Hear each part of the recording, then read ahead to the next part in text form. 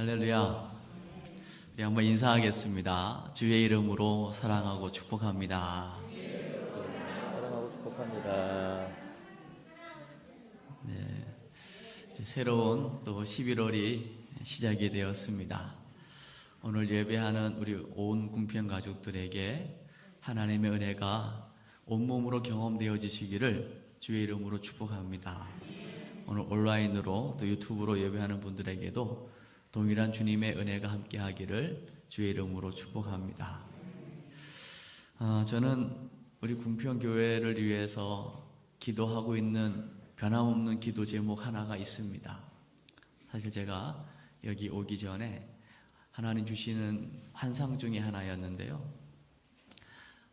예전에 제가 있을 때는 이 마당이 보도블록이 깔려있지 않았습니다. 웅덩이가 파져 있어서 비가 오면 웅덩이에 물이 고였습니다. 그래서 낮에는 괜찮지만 저녁 예배나 깜깜할 때는 잘못하면 웅덩이에 발이 빠집니다.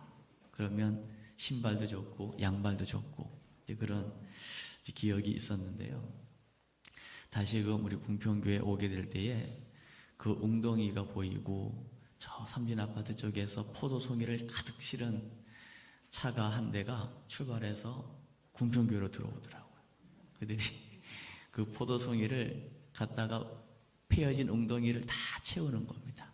그래서 평지를 이루게 하는 그런 꿈을 주님께서 주셨는데 지금도 뭐 그 꿈은 제가 잊어버리질 않고 어떻게 제가 받고 있냐면 그 패여진 곳 또 상처난 곳 그 가나 혼인잔치에 너무나 큰 잔치에 포도주가 떨어져 가지고 지금 기쁨이 없어지게 생긴 그 엄청난 문제 가운데 마침 주님이 그곳에 계셨습니다. 포도주가 떨어진 잔치, 상상할 수가 없는 거기에 마침 문제라고 생각했던 그곳에 주님이 계심으로 말미암아 오히려 문제가 하나님의 기적을 보게 되었죠. 예수님 때문에 물이 변하여 포도주로 바뀌어지는 기적을 보게 된 것입니다. 그리고 그것 까닭에 제자들과 수많은 사람이 믿게 되는 하나님의 기적을 보게 된 거죠. 우리 궁평교회가 이제 70주년을 앞으로 내다보면서 우리가 달려가고 있는 중에 우리 궁평 가족들 안에 여러 가지 마음의 아픔도 있고 상처도 있고 또 연세를 드시면서 여러 가지 연약함의 문제도 있을 수 있지만 우리 주님이 주인 되어 주신다면 그 모든 것들이 문제가 문제 아니고 오히려 하나님의 능력을 경험하는 기회가 될 줄로 믿습니다. 오늘도 예배 가운데 우리 주님이 이 예배 가운데 주인 되셔서 여러분 가지고 온 모든 문제가 변하여 한숨이 변하여 찬양이 되고 노래가 되고 간증이 되는 그 간증의 주인공들 되시기를 주의 이름으로 축복합니다. 여러분 옛날에는요 지금 뭐 자가용이 있으니까 부흥회 갈 때 자가용 가지고 가시지만 옛날 어르신들은 다 거의 대중교통 이용하잖아요. 이제 목포로 부흥회를 가야 되는 목사님이 조치원역에서 기차를 타야 되는 거예요. 근데 기차역에 도착을 했는데 기차가 떠나는 겁니다. 놓치면 큰일 나잖아요. 소리를 지른 겁니다. 달려가면서 기차 서라고! 그랬더니 기차가 섰어요. 금방 출발한 기차인데도 얼마나 그 목사님이 소리가 크고 열정적으로 막 소리를 질렀는지 가던 기차가 섰어요. 기차를 타고 숨을 고르고 그 다음 정거장에 가보니까 반대 방향의 걸 탄 거예요. 열심히 있고 열정이 있고 나름대로 소리를 치고 했어도 방향이 반대 방향이면 그건 빨리 내려야 되는 거죠. 우리가 신앙생활을 하면서 사실은 뭐 많은 문제들이 있겠지만 가장 큰 방해, 가장 큰 적이 누구냐 보면 사실은 나 자신일 때가 많습니다. 우리가 나가서 예수 믿으라고 복음을 전해보면 대부분의 사람들이요, 복음을 듣는 사람도 있고 안 받는 사람도 있는데요, 안 받는 사람들의 특징, 자기 것이 강한 사람들이에요. 자기 고집, 자기 경험, 자기 주장이 분명한 사람은 믿기를 꺼려합니다. 예전에 제가 한번 이런 예를 들었죠. 어떤 분이 밤에 길을 가다가 절벽에 떨어지다가 마침 나뭇가지를 붙들은 거잖아요. 큰일 났잖아요, 지금. 절벽인데 떨어지다가 마침 그래서 나뭇가지를 붙들은 거예요. 그 가운데 할 수 있는 게 뭐가 있겠어요? 하나님 살려주세요. 나를 좀 도와주세요. 그랬더니 하나님이 말씀하시는 거예요. 나뭇가지 잡은 그 손을 놔라. 그랬더니 이 사람이 뭐라고 얘기합니까? 거기 하나님 말고 또 누구 없어요. 그러는 거예요. 근데 밤이 새고 날이 새보니까요, 그 나뭇가지를 붙들고 매달려 있는 바로 밑이 땅입니다. 그걸 놨으면 아주 평지에서 쉬었을 건데 밤새 그거 잡고 있느라고 고생한 거죠. 그러니까 우리는 때로는 기도하고 하나님께서 말씀을 주시기도 하고 응답을 주시지만 그게 내 생각과 다르면 또 응답이라고 생각하지도 않습니다. 그리고 하나님의 뜻에 내 뜻을 복종하지 않는 우리의 모습을 보게 되는 거죠. 오늘 로마서 사도 바울이 로마 교회에 쓴 편지 아닙니까? 오늘 지난주에는 종교개혁주일로 마틴 루터가 이 로마서 1장의 서문을 읽다가 그동안 들어왔던 구원론이 완전히 성경하고 다른 것을 발견하게 된 거 아닙니까? 오직 의인은 믿음으로 말미암아 살게 되는 이 이신칭의의 믿음을 발견하게 되는 거죠. 그래서 사도 바울이 지금 1장부터 8장까지 그 복음의 진수를 쫙 펼쳐내는 가운데 너무나 확실한 복음, 너무나 분명한 복음, 너무나 선명한 복음을 알고 있고 이 복음이면 누구든지 들으면 살아나는 복음인데 정작 자기 동족, 이스라엘, 유대민족은 이 복음을 받아들이지 않는 것입니다. 그래서 그 앞장 9장에 보면 그 동족의 구원을 위해서 내 목숨이 끊어질지라도 우리 동족이 구원받기를 원합니다. 이런 고백을 하고 있는 것을 보게 되죠. 오늘도 10장을 보았지만 앞부분에 보면 형제들이라는 표현을 쓰고 있거든요. 바울의 형제가 누구겠습니까? 유대 민족인 거죠. 하나님께서 선택한 민족이요, 아브라함을 통하여 복음이 시작된 민족 아닙니까? 그러나 정작 먼저 구원받고 제사장 나라로 또 다른 이방 민족을 구원해야 될 사명이 있는 이스라엘 민족 유대인들은 정작 이 복음을 받아들이지 않을 뿐만 아니라 받아들이지 않는 이유 중에 하나가 뭐냐면 전통이라는 겁니다. 유대인들이 내려오는 전통, 어떤 할례, 또 율법을 지킴으로 말미암아 의롭게 되는 이런 온전한 구원이 아닌 자기의 의로 얻게 되는 구원을 가지고 있는 이 생각을 버리지 못하고 있는 것이죠. 그래서 오늘 너무나 중요한 복음의 진수가 오늘 바울을 통해서 나오고 있는 것입니다. 그런 면에서 오늘 구원의 길, 오늘 로마서 10장에서 우리가 함께 이제 살펴보게 될 이 복음의 진리가 여러분에게 아주 단순하게 믿어지는 은혜가 있기를 주의 이름으로 축복합니다. 여러분, 구원이라고 하는 것은 하나님께서 한 구원이 100%라고 한다면 하나님 한 그 60%하고 우리가 한 40% 인간이 뭔가 합력해가지고 100% 구원을 이루어내는 걸까요? 아니면 인간 할 수 있는 게 없지만 하나님이 거의 한 99% 해놓고 거의 한 1% 정도는 인간이 함께 도와서 구원을 이루는 것일까요?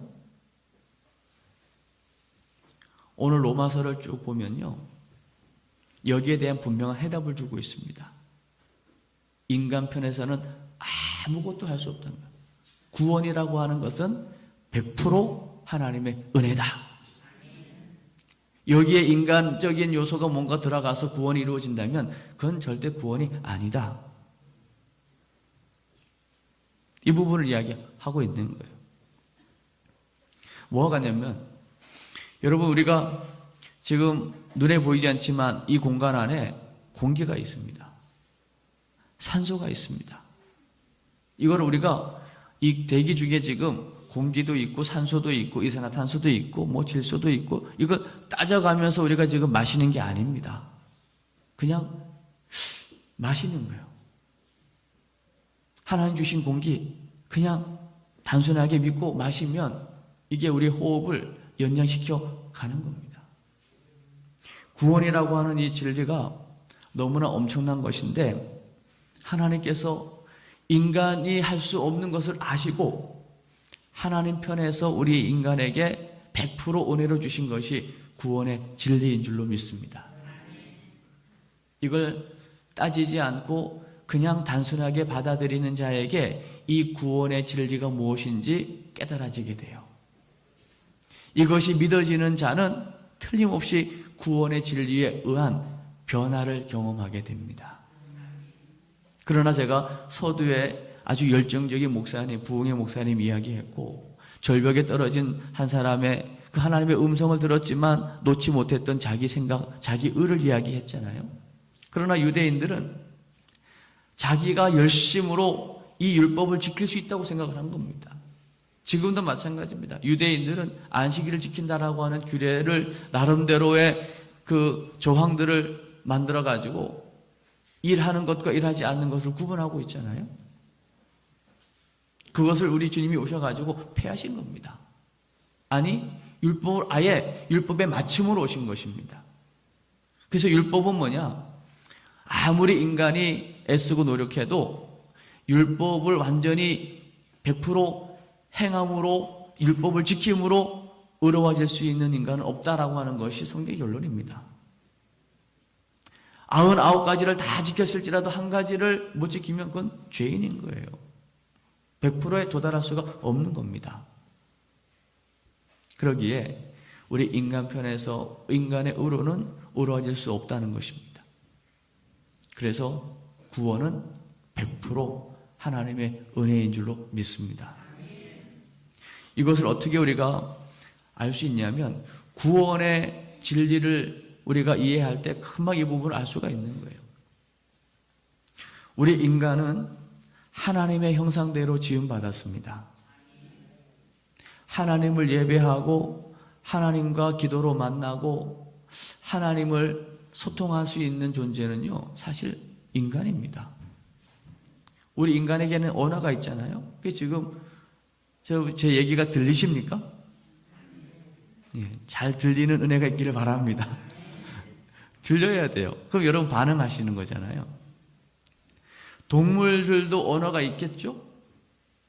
그러나 그 아마 신호에 불과할 거예요. 서로 뭐 눈도 맞고 뭐 서로 이제 교미도 하는 걸 보면 그들만의 또 신호가 있겠죠. 그러나 언어를 가지고 하나님을 예배할 수 있는 존재는 유일하게 인간입니다. 하나님께서 그렇게 만드신 거예요. 여기에 대해서 우리가 토를 달 수 없는 것이, 여기 지금 제가 시작할 때 주무시는 분은 한 분도 안 계시네요. 제가 종을 쳤는데, 여러분 이 종이 누군가의 설계에 의하여 만들어진 것입니다. 어느 날 갑자기 이 십자가 모양을 가진 종이 생길 확률이 있을까요? 없습니다. 누군가에 의하여 만들어진 것이지, 이게 차츰 종이 작게 시간이 가면서 커져가지고 없던 십자가가 생겨날 수가 없습니다. 그냥 저절로라고 이걸 내가 말을 한다면 저는 바보가 될 겁니다. 그런 면에서요, 여러분 창세기에서 주는 교훈은 엄청납니다. 우리가 그냥 학교에 다니면서 진화론을 배웠기 때문에 그런가 보다 하고 따지지 않고 그냥 과학자들이, 연구한 사람들이 내린 이론이니까 그냥 믿어온 것이지, 그걸 조금만 우리가 질문하고 들어가면요, 이 온 세상 우주 만물 어떤 이치 거기에 존재하는 어떤 법칙들 이런 질서들을 보면요, 그건 그냥 생길 수가 없는 거예요. 누군가에 의하여 지금도 한 치의 오차도 없이 움직여지고 있다는 것을 고백하는 것이 훨씬 지혜로운 사람입니다. 그게 오히려 이성적이고 과학적인 거예요. 아멘. 그런 면에서 온 우주 만물을 한 치 오차도 없이 주관하고 계시는 그분이 하나님이시라면 그 하나님께서 오늘 성경에 하나님의 형상대로 인간을 만드셨다. 이건 당연히 믿어지는 거 아니겠습니까? 태초에 하나님이 천지를 창조하셨는데 그 하나님이 하나님 형상대로 사람을 만드셨다. 그리고 사람에게 하나님께서 할 수 있는 모든 것들을 다 맡기신 거 아닙니까? 그 이유가 있습니다. 최초의 사람이 아담입니다. 그리고 하나님께서 온갖 동물을 만드신 다음에요, 그 동물들의 이름을 짓게 한 엄청난 지혜가 아담에게 있었습니다. 근데 보니까 아담을 지나가는 순간 이름이 지어지는 거예요, 아담이. 왜요? 그 동물의 본질을 규명하면서 이름을 지었거든요. 귀가 큰 너는 토끼다. 그럼 토끼인 거예요. 넌 호랑이다. 호랑이인 거예요. 근데 지나가는데 보니까 암놈, 쏜놈이 짝으로 지나가는. 근데 보니까 아담만 홀로 있는 것이 하나님 보시기에 좋지 않았고요. 여러분, 혼자 있는 것은 하나님 보기 좋지 않은 거예요. 그래서 하나님께서 아담을 잠재우시고, 아담은 흙에서 왔지만 여자를 지을 때는 아담에게서 갈빗대를 취해서 만드신 거예요. 그래서 이제 잠에서 깨어나니까 누군가가 오잖아요. 보니까 여자인 겁니다. 그 여자를 향해서 하는 고백이 뭡니까? 저거 내 살이다. 저거 내 뼈다. 너는 나다. 이런 고백을 하잖아요. 그 본질을 규명한 아담에게 이제는 사회아로서 맡기는 거예요. 이제는 정복하고 다스리고 생육하고 번성하도록. 그게 사실은 인류의 시작이었던 겁니다. 그래서 아담 편에서 보면요, 우리 온 인류를 향한 어떻게 고백을 하냐면요, 아담 편에서는 우리를 향해서 여러분은 바로 납니다. 이 고백하는 거예요. 이걸 다시 적용하면 이 사회는 어떻게 되어야 되냐면, 나에게 있어서 여러분은 제 목숨과 같습니다. 이 고백을 하는 공동체를 하나님은 원하셔서 아담과 하와를 허락하셨고, 거기에 가인, 아벨, 자녀들을 허락하신 겁니다. 그러니까 하나님께서 원하시는 공동체는 온전히 하나님 안에서 연합을 이루고 하나됨을 이루고 하나님과 함께 교제하는 공동체입니다. 이게 인간이 만들어진 원리예요. 여러분, 이 원리를 벗어나는 순간 그게 죄고, 그 다음부터 이게 원리에서 벗어나는 순간 고통입니다. 여기서 벗어나는 순간 불안하고 두려움과 염려가 오는 겁니다. 그래서 이 중요한 원리를 성경에서만 말해주고 있잖아요. 인간은 하나님과 함께 해야 되는 존재다. 그래서 천지창조를 한번 보시라고요. 물고기가 있기 전에 물을 먼저 만드세요. 새를 만들기 전에 먼저 하늘을 만드시는 거예요. 나무를 만들기 전에 먼저 땅을 만들어서 나무가 자라게 하시는 분이세요. 인간을 만들기 전에 인간이 있어야 될 모든 것들을 다 완벽하게 만드신 다음에 가장 마지막으로 인간을 만드신 하나님이세요. 그 인간은 반드시 주신 분을 기억하면서 하나님과 교제해야 되는 겁니다. 이게 인간을 만드신 하나님의 목적이에요. 선악과도 마찬가지입니다. 아담과 하와로 하여금 에덴 동산에 있는 엄청난 축복을 주신 분이 누구인가를 기억하게 만드는 매개체가 선악과 아닙니까? 그걸 유혹하기 위한 게 아니에요. 죄짓게 하기 위한 게 아닙니다. 주신 분을 인정하기 위한 것이죠. 그런데 여러분 알다시피 뱀을 통한 마귀의 유혹이 찾아오지 않습니까? 그러니까 우리는 성경을 있는 그대로 그냥 받아들이면 됩니다. 그러면 하나님과 함께하면 아무 문제 없는 인간이 왜 이 어려움이 왔습니까? 바로 뱀을 통해 아담과 하와를 유혹한 이 마귀, 사단, 귀신의 존재가 있다는 것이죠. 이 영적 존재가 지금도 있기 때문에 그 엄청난 지금 최첨단의 과학과 의학과 모든 정보를 섭렵한 이 인간이요. 왜 차를 하나 사도 두려워가지고 돼지 머리 앞에 고사를 지냅니까? 왜 불안해가지고 그 종이 떼가리 하나가 뭐라고 그 부적을 가지고 다녀야만 마음이 불안함이 없어집니까? 가게를 하나 열어도 혹시 이 가게가 잘 되려면 북어 떼가리라도 하나 붙여놔야만 되는 겁니까? 이게 참 이상하지 않습니까? 이게 지금 하나님을 모르게 된 인간의 현주소라는 거예요. 그러니까 하나님을 모르는 인간은 나름대로 열심히 최선을 다해서 살아가지만 그 안에 진정한 하나님이 주실 수 있는 참된 행복과 만족과 평안함은 없다는 것입니다. 왜냐?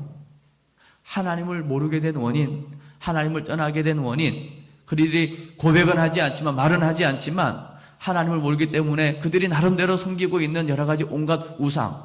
난 우상 숭배 안 하는데요. 난 무신론인데요. 그 사람도 잘 보시면 자기 자신을 믿고 살아가는 겁니다. 여러분, 나를 믿을 수 있습니까? 여러분, 여러분을 믿을 수 있으세요? 저는 제 자신을 못 믿습니다.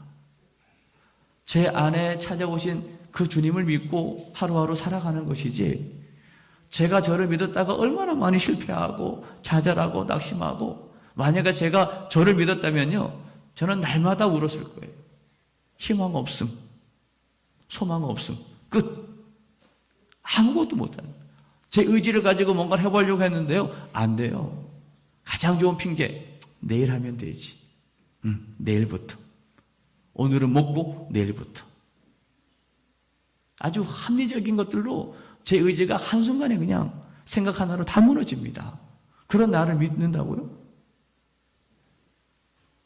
인간은 믿을 존재가 못 됩니다.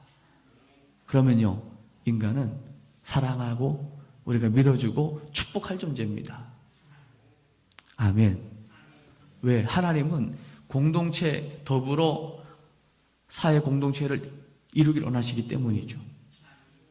분명히 지금 아담이 살아있다면요, 우리에게 이렇게 얘기했을 겁니다. 너는 내 생명과 같아. 동일하게 아담이 하와에게 했던 고백, 야, 너는 나야 라고 하는 고백을 동일하게 우리에게 하고 계실 거라고요. 그러기에 우리 온 인류는요, 하나님 안에서 한 형제 자매인 겁니다. 이게 지금 악한 마귀 사단에 의하여 깨져버리고 죄가 들어온 거죠. 이 죄의 값은 사망이기 때문에 결국 죽음도 들어온 것이고, 그 죄값으로 말미암아 재앙이 오고 저주가 오는 것이죠. 이 문제를 해결할 수 있는 인간적인 방법은 없습니다. 이걸 한번 이겨보려고, 이 어려움을 극복해 보려고 나름대로 만든 게 종교 아니겠습니까? 얼마나 많은 종교가 있습니까? 이번에 그 다니엘 기도회 그 미국 워싱턴 중앙 장로교회 목사님이 설교하는 시간을 가졌는데, 그 대통령 취임식 또 상하원의원 회의하기 전에 보니까 거기는 이제 청교도 신앙으로 세워진 미국 나라이기 때문에 목사님의 기도로 시작을 하는데 보니까요, 목사님인데 예수님의 이름으로 기도 못하는 시대가 온 거예요. 왜냐? 그 모임에 다양한 신앙을 가진 사람들이 있기 때문입니다. 이해는 되죠? 아, 다양한 신앙을 가진 사람들을 존중하기 위해서. 모르겠습니다. 그 기도한 목사님이 중심에는 오직 예수라고 하는 중심이 있는데 그 공동체를 생각해서 그렇게 한 건지는 모르겠지만, 그 설교하신 목사님은 그냥 그 기도 자리에 초청을 받았을 때에 저는 예수님의 이름으로 기도할 것입니다.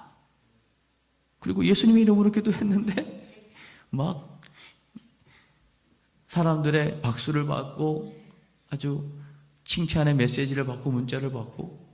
여러분, 목사가 하나님 앞에 기도하면서 예수님의 이름으로 기도하는 거고 당연한 거 아닙니까? 이게 박수 받을 일입니까? 칭찬받을 일입니까? 지금 시대가 이렇게 막 바뀌어가고 있다는 것을 우리는 인지를 해야 되는 것이죠. 그러기에 인간편에서 종교를 가지고 하나님 만날 수 없어요. 우리가 아무리 착하게 산들 율법의 그 행위들을 온전히 이룬다고 한들 우리 인간편에서는 절대 구원에 이룰 수 없습니다.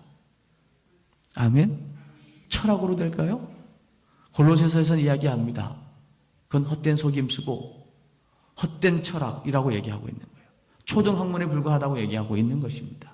그러니까 인간편에서 하는 모든 선행이나 철학이나 눈에 보이는 뭔가를 만들어가지고 종교의 이름으로 하나님을 만나려고 했던 이 모든 것들이 다 아무런 의미가 없는 헛된 수고에 불과하다고 성경은 말하고 있는 겁니다. 그럼 성경에서 뭐라고 말하고 있는데요? 요한복음 1장 14절 얘기하잖아요. 하나님께서 육신을 입고 이 땅에 오셨습니다. 성육신이라고 합니다. 인간을 구원하기 위해서 죄 없으신 하나님께서 우리 인간의 몸을 입고 죄인의 모습으로 십자가 지신 것입니다. 그리고 오늘 제가 부름의 말씀에서 소개했듯이 요한복음 14장 6절에서는 주님이 직접 말씀하시는 거예요. 내가 길이다. 내가 생명이다. 내가 진리다. 나를 통하지 않고는 그 누구도 하나님께로 나아갈 자가 없다라고 얘기하고 있는 거예요. 그 다른 이로서는 구원을 받을 수 없나니 천하 사람 중에 구원을 받을 만한 다른 이름이 없다는 겁니다. 다른 길이 있으면 여러분 가셔도 돼요. 다른 이름이 있으면 여러분 그 이름을 믿으셔도 됩니다. 그러나 인간의 근본적인 문제는 하나님을 모르는 문제요, 하나님을 떠난 문제요, 죄와 저주의 문제, 죽음의 문제고 사단, 마귀, 귀신의 문제인데 이 부분을 알 수도 없고 안다고 한들 이걸 이길 수 있는 이름이 없는데요.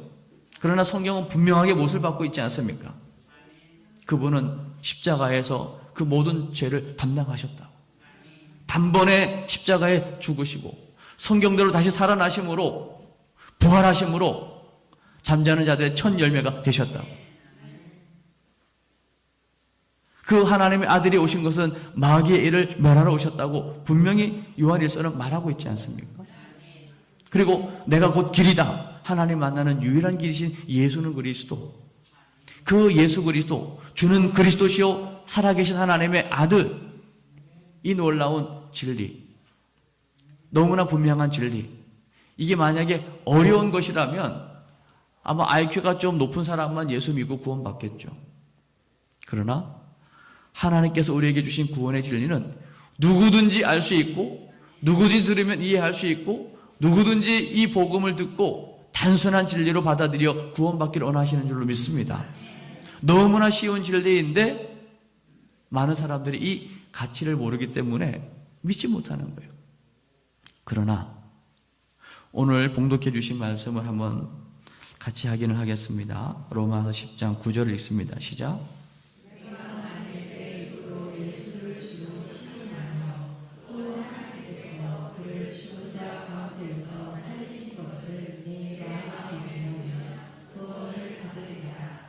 아멘. 예수를 주로 고백하는 겁니다. 이 당시는 로마의 압제 아래에 있을 때 아닙니까? 주, 키리오스, 로마 황제가 주가 아니고 구약에 예언된 메시아 그리스도, 그 예수가 바로 십자가 지시고 부활하신 예수, 그가 바로 우리의 주입니다. 이 고백인 거예요. 그러면 로마 사람들 입장에서는요, 분명히 로마의 황제가 있는데 로마의 치하에 있는 그리스도인이 예수를 주라고 고백한다면 이거는 잘못하면 죽을 수 있는 상황인 거예요. 그래도 예수가 주입니다. 그 예수가 내 삶의 주인이시고 그 예수가 내 삶의 왕이십니다. 나의 구주이시고 나의 하나님이십니다. 이 고백하는 거예요. 이 고백하기 위해서 이 고백하니까 핍박이 당연히 있죠. 그러다 보니까 핍박을 피한다는 것이 지하로 들어가는 것입니다. 그 지하 세계 속에서 예수는 그리스도라고 하는 이 복음을 지켜내지 않습니까? 총칼로 무력으로 로마에 대항한 것이 아닌데 250년 만에 로마는 다 무너지고 기독교 국가로 승인되잖아요. 복음의 능력이 그런 것입니다. 그래서 10절을 한 번 더 볼까요? 10절 시작.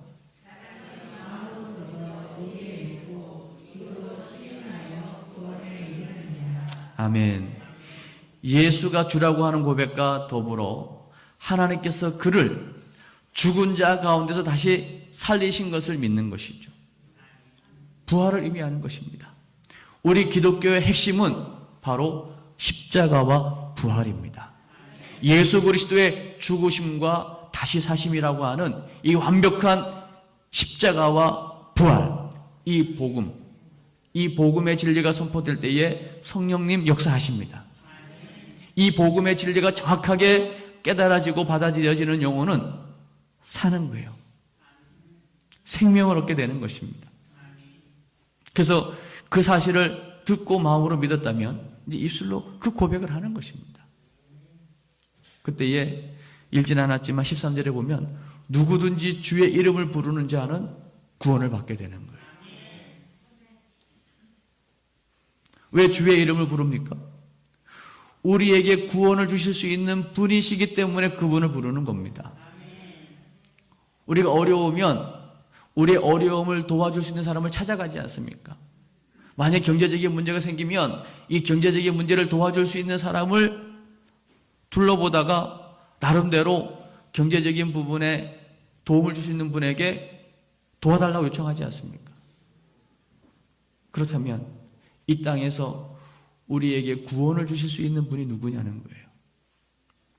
오직 예수 그리스도밖에 없는 줄로 믿습니다.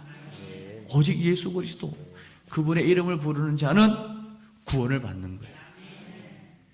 믿어지지 않는 것을 불렀다. 금방 들통날 거예요. 그러나 정말 마음으로 믿은 것을 입술로 고백했다면 구원에 이르게 될 겁니다. 저는 이 말씀을 늘 생각할 때마다 생각나는 사람이 있습니다. 저희 아버님이세요. 저희 아버님은 술을 워낙 좋아하시고 사랑하셨던 분이라 술을 드시고도 이 말씀을 암송하셨어요. 술이 취하면 이 말씀을 암송하세요. 저를 앞에 두고. 그럼 제가 기도해드리면 아멘 하셔요. 술 깨면 언제 그랬냐는 듯이 하시는데 그런데요, 이 고백, 치중의 한 고백일지라도요, 우리 지금 그 고백을 들으시고요, 결국 이 고백대로 신앙을 갖게 되시더라고요. 마음에 예수님 계신 것을 믿고 입술로 늘 고백을 하셨다니까요. 근데 그 고백대로 영원히 구원을 받으셨다고요. 그리고 돌아가시기 전 한 6, 7개월을 병원에 계셨기 때문에 모든 술, 담배는 할 수 없는 상황이었고 아주 깨끗한 모습으로 아주 불현듯 주님을 맞이하셨다고요. 지금도 생각하면 그게 너무나 생생한 거예요.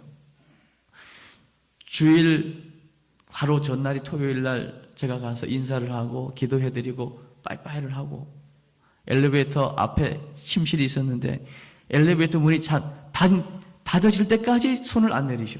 계속. 야, 그 사람 느낌이라는 거 대단하더라고요.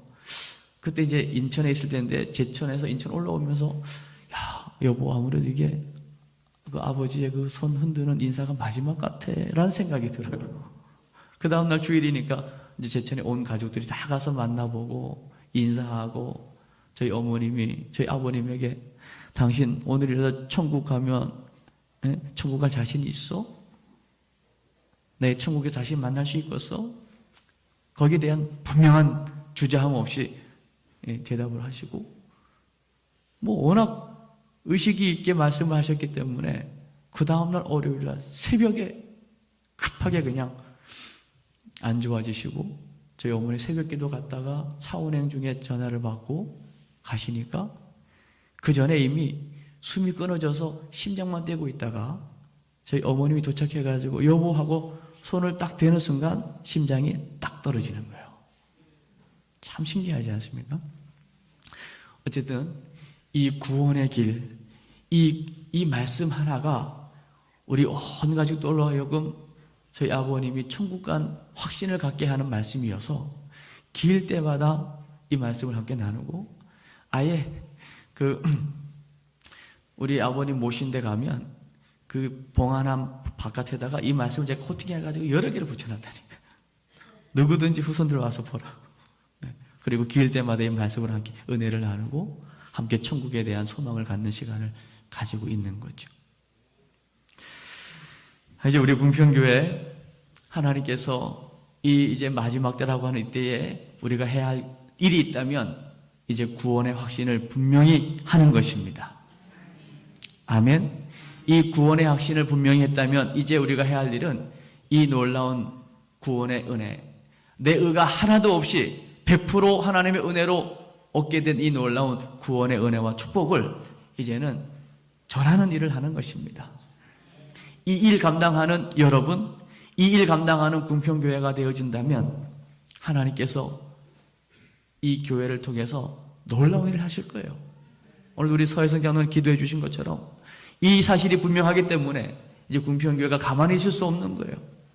이 지역에 이 복음 전하는 교회가 될 것입니다. 저도 부족하지만 이제 전도를 계속 매일같이 하려고 도전하고 있다고요. 지난 주간에도 휴먼시아 2단지를 한번 갔어요. 거기에 얼마나 가을 향기가 좋은지, 경치가 얼마나 좋은지.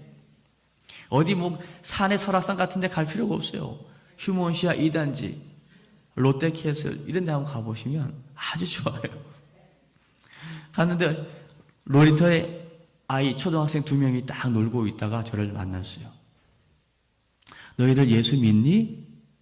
안 믿는데요. 그래서 선물을 줬더니 한 친구는 감사합니다 받아요. 근데 한 친구는 안 받으면 안 돼요? 안 받아도 돼. 그런데 너 예수 믿었으면 좋겠어. 예수가 누군데요? 그 질문하는 거예요. 그래서 오늘 여러분하고 나누고 있는 이 예수에 관한 이야기를 하는 거죠. 하나님에 관해서, 사람에 관해서, 인간의 죄인됨에 관해서.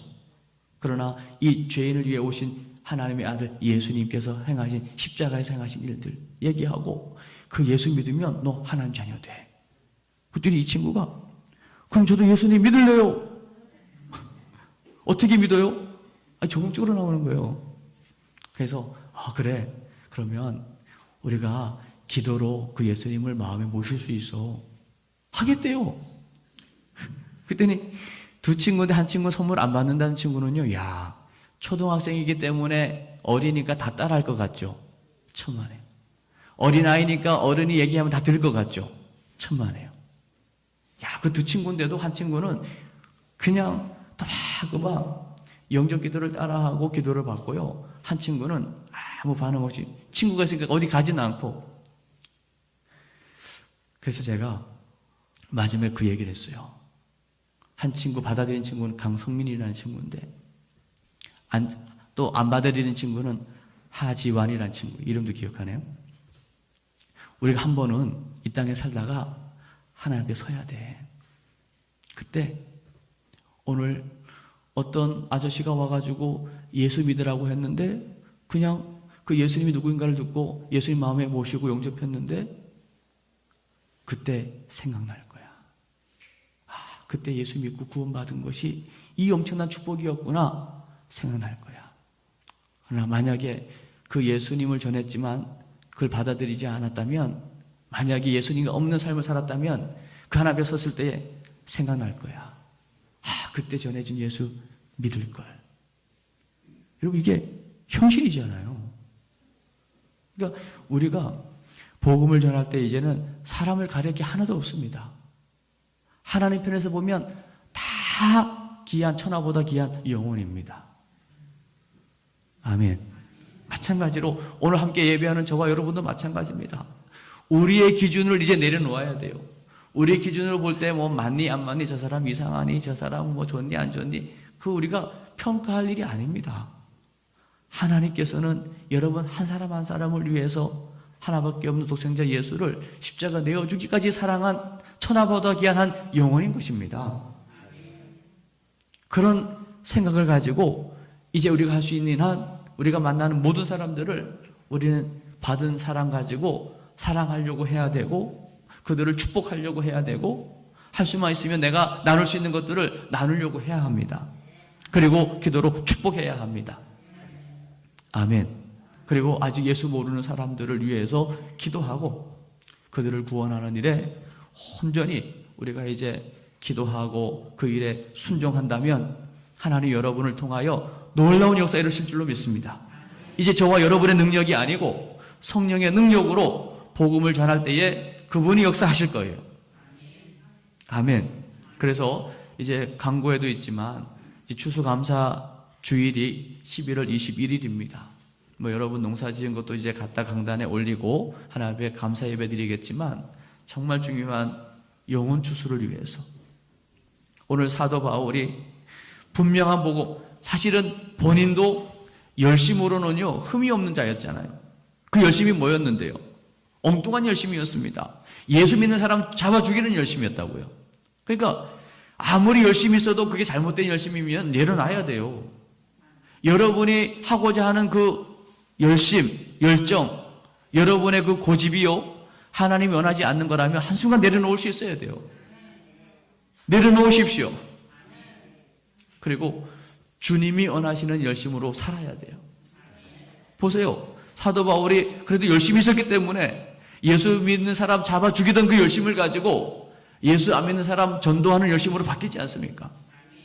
그 열심이 있다 보니까 자기 동족이 구원받지 못하고 이 복음을 받아들이지 않는 것 때문에 내 생명이 하나님께서 끊어질지라도 우리 종족 살려달라고 기도하지 않습니까? 이 열정을 우리가 회복해야 될 줄로 믿습니다. 남은 다니엘 기도에 우리 열심히 기도하고 은혜 받고 영혼 추수를 위해서 우리 한번 나아갔으면 좋겠습니다. 그리고 제가 11월은요 이제 오전 예배 끝나면 계속 모임을 좀 진행하려고 해요. 오늘은 사실 구역장 강사 모임을 하려고 했는데 오늘은 예배 끝나면 일남전도회 모임이 있습니다. 해주시고요. 제가 구역장 강사 모임을 따로 하진 않지만 우리 구역장 강사 되시는 분들은 그 구역에 속한 영혼들, 예배하러 오시는 분들, 또 안 오시는 분들, 또 속한 가족들을 위해서 여러분 좀 관심을 갖고 연락도 하고 기도도 하고 신봉도 해주시기를 간절히 부탁을 드립니다. 그렇게 하시다가 저의 도움이 필요하면 연락해 주시면 저도 함께 기도하면서 신방하도록 그렇게 하겠습니다. 우리 11월 한 달 이제 우리 교회 회기로는 마지막이거든요. 12월은 새로운 또 시작이란 말입니다. 그래서 우리 11월 한 달은 정말 주님 앞에서 우리 의미 있는 정말 영혼을 향한 관심과 영혼 추수를 위해서 온전히 헌신하는 복된 한 달이 될 수 있기를 주의 이름으로 축복합니다.